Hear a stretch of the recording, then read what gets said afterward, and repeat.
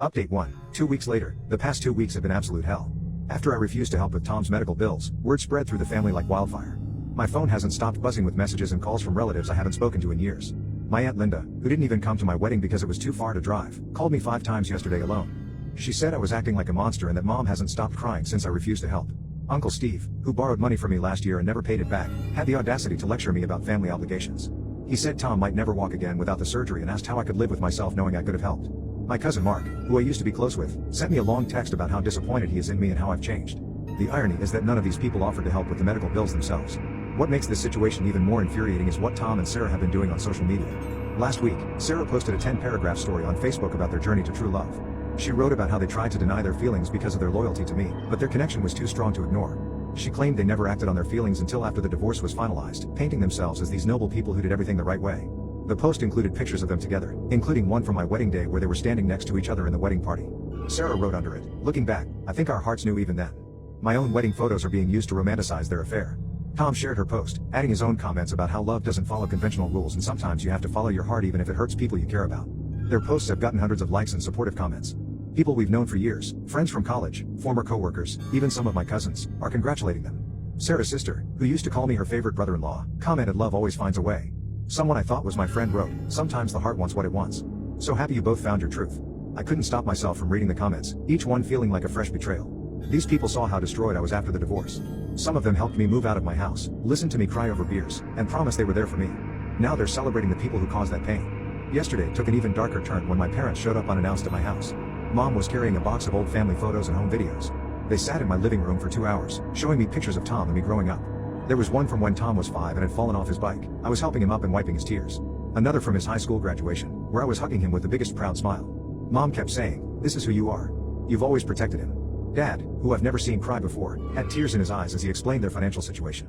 They tried to remortgage their house but were rejected because they're both close to retirement age. They've already maxed out their credit cards and borrowed money from their friends. The surgery costs more than they can possibly gather, and without it, Tom might never walk again.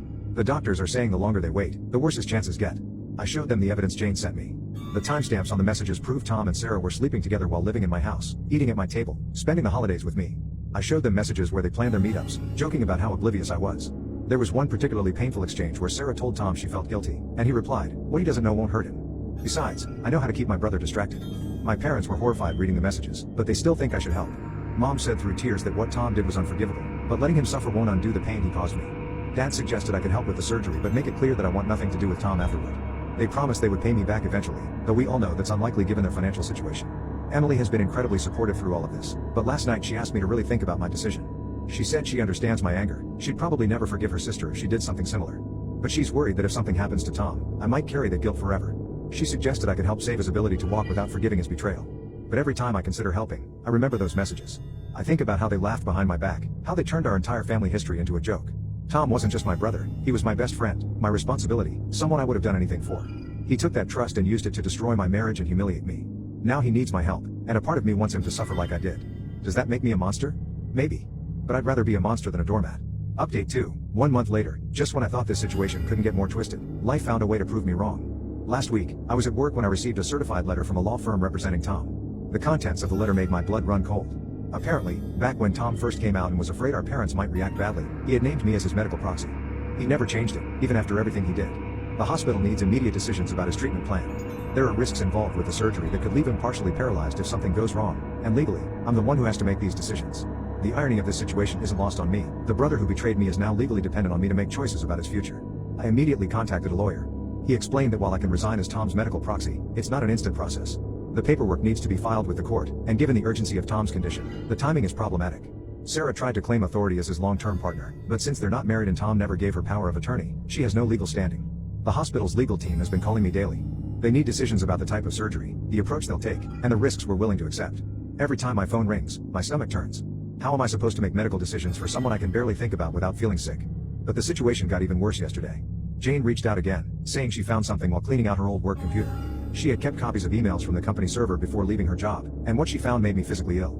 There were email exchanges between Tom and Sarah dating back to before my wedding. They had been seeing each other for over 3 years, not just one like they claimed. The emails were detailed and graphic. They talked about meetups in hotel rooms while I was at work. They discussed their feelings and future plans. The worst was an email thread from 2 days before my wedding.